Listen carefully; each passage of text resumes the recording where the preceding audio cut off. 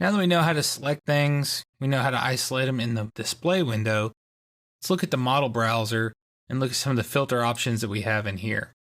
You'll notice right away that we can go and look at how we see it. We want to see whether it be the assembly view, where we see the constraints, or the model view. I highly suggest you leave this at assembly view. Don't confuse yourself. We can actually do some browser filters, and we can show different things. We can say show children only. We can say hide notes. Turn that off.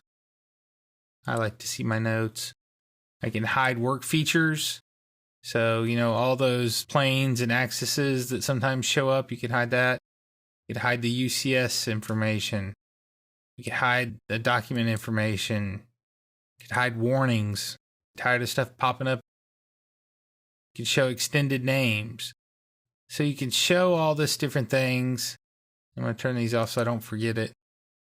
And be able to control how you see things in here. We can also use the find command and go down through here and say, I want to find these components or these constraints.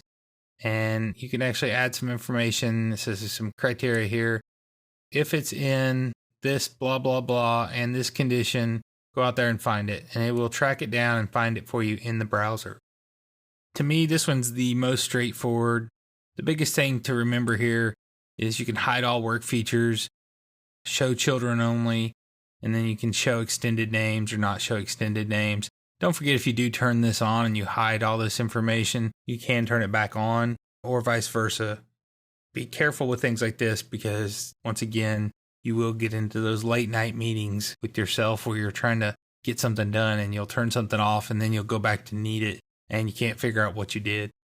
Pretty straightforward on this one. Not going to go into a whole lot of detail because it is that simple.